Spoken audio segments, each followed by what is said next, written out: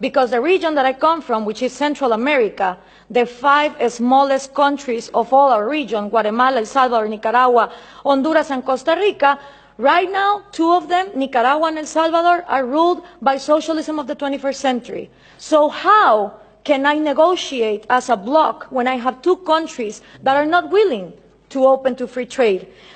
And for these 3 ways to work, you need to understand something about Latin America. I had 2 slides, 2 pictures, if we could put them on, please. The first thing is Latin America has always been ruled by dictators. Then Fidel Castro comes in, and he is successful in making a Marxist guerrilla. In the moment that Castro comes in and he makes a Marxist guerrilla, all the countries in Latin America start copying and pasting that model. You had Marxist guerrillas everywhere, Guatemala, Nicaragua, Peru, trying to do the same thing as Castro, financed by the Soviet Union and with the intelligence of Cuba.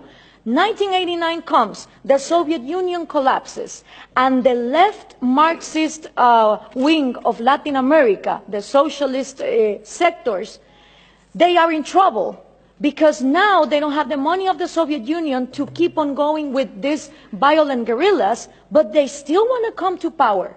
So what do? Well, Fidel Castro gathers together with Lula da Silva, and they form the first Forum of Sao Paulo. The Sao Paulo Forum is a parliament that every year gathers together to further on the socialist agenda.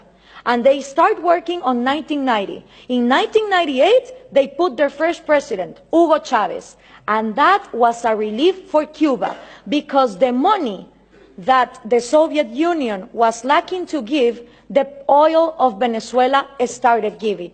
And now that the oil prices are coming down, they are hoping for Colombia to advance on the agenda to give FARC, the Marxist guerrilla drug dealer of Latin America, places in power. If this happens, we're going to have the first narco-socialist government, which will mean that the money of drugs, it's infinite.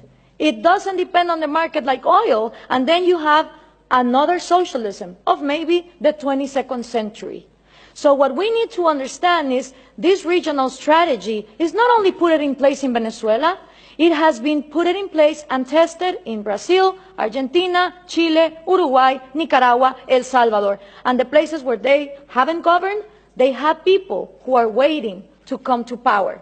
When we understand this, we also understand that when the Berlin Wall fell, and communism was a thing of the past, in Latin America, we voted for the so-called neoliberal governments, the right-wing presidents that were going to open the market. These people gathered together in the Washington Consensus, and they promised that they would give us free market. What did they do? They privatized everything. They privatized electricity, trains, radio stations, but they didn't liberalize them. They gave them as oligopolies and monopolies to their peers, and this created crony capitalism.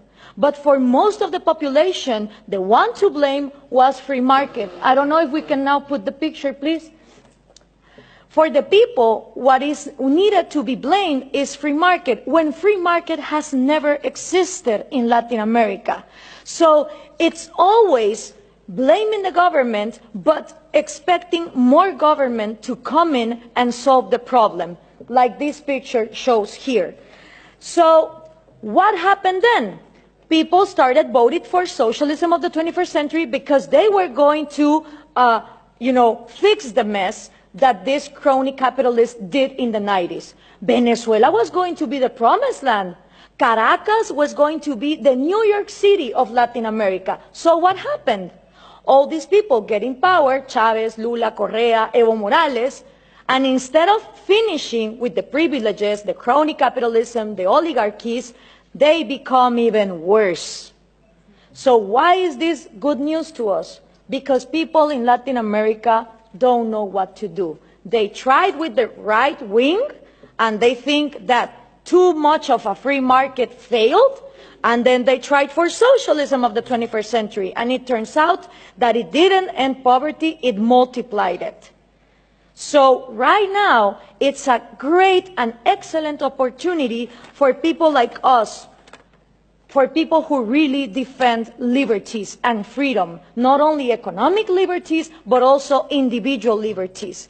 Because in a moment where there is frustration to the left and to the right, and everything has been tried, and all of them are statists who want to control the economy, is great news for people like us who want to defend freedom. The examples given here from different regions of the planet demonstrate that freedom works.